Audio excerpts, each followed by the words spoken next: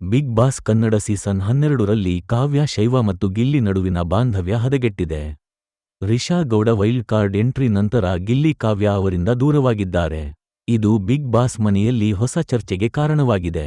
ಈ ತ್ರಿಕೋನ ಕಥೆ ಮುಂದೇನಾಗಲಿದೆ ಎಂಬ ಕುತೂಹಲ ಮೂಡಿದೆ. ಬಿಗ್ ಬಾಸ್ ಮನೆಯಲ್ಲಿ ಕಾವ್ಯ ಶೈವ ಹಾಗೂ ಗಿಲ್ಲಿ ನಟ ಮಧ್ಯೆ ಒಳ್ಳೆಯ ಬಾಂಡಿಂಗ್ ಬೆಳೆದಿದೆ. ಈ ಬಾಂಡಿಂಗ್ ಎಲ್ಲವನ್ನೂ ಮೀರಿದೆ. ಈಗ ಕಾವ್ಯ ಶೈವ ಅವರಿಂದ ಗಿಲ್ಲಿ ನಟ ದೂರವೇ ಆಗಿದ್ದಾರೆ. ಈ ವಿಚಾರದಲ್ಲಿ ಕಾವ್ಯಾಗೂ ಸ್ವಲ್ಪ ಬೇಸರ ಇದೆ.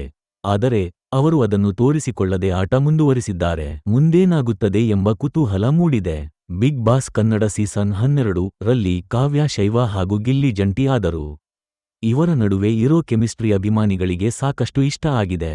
ಈ ಕೆಮಿಸ್ಟ್ರಿಯನ್ನು ಫ್ಯಾನ್ಸ್ ಇಷ್ಟಪಟ್ಟಿದ್ದಾರೆ. ಆದರೆ ಈಗ ರಿಷಾ ಗೌಡ ಅವರು ಬಿಗ್ ಬಾಸ್ ಮನೆಗೆ ವೈಲ್ಡ್ ಕಾರ್ಡ್ ಮೂಲಕ ಎಂಟ್ರಿ ಕೊಟ್ಟಿದ್ದು ಗಿಲ್ಲಿ ಅವರ ಹಿಂದೆ ಓಡಾಡುತ್ತಾ ಇದ್ದಾರೆ. ಕಾವ್ಯ ಶೈವ ಅವರನ್ನು ಕಂಡರೆ ಗಿಲ್ಲಿಗೆ ತುಂಬಾನೇ ಇಷ್ಟ.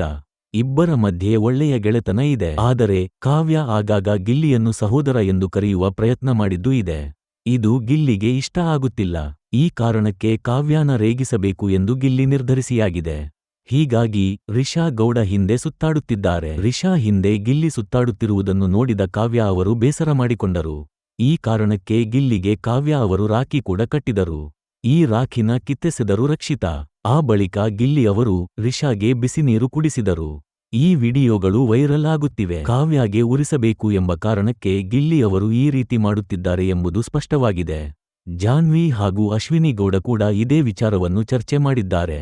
ಹೊಸ ನೀರು ಬಂದಾಗ ಹಳೆ ನೀರನ್ನು ಗಿಲ್ಲಿ ಮರೆತಿದ್ದಾರೆ ಎಂಬ ಮಾತುಗಳು ಚರ್ಚೆಗೆ ಕಾರಣ ಆಗಿದೆ. ಈ ವರ್ಷದ ನಿಮ್ಮ ನೆಚ್ಚಿನ ಸ್ಪರ್ಧಿ ಯಾರು ಎಂದು ಕಾಮೆಂಟ್ ಮಾಡಿ. ಹಾಗೆಯೇ ಬಿಗ್ ಬಾಸ್ ವಿಡಿಯೋಗಳಿಗಾಗಿ ನಮ್ಮ ಯೂಟ್ಯೂಬ್ ಚಾನಲ್ ಸಬ್ಸ್ಕ್ರೈಬ್ ಮಾಡಿಕೊಳ್ಳಿ. ವಿಡಿಯೋ ನೋಡಿದಕ್ಕಾಗಿ ಧನ್ಯವಾದಗಳು.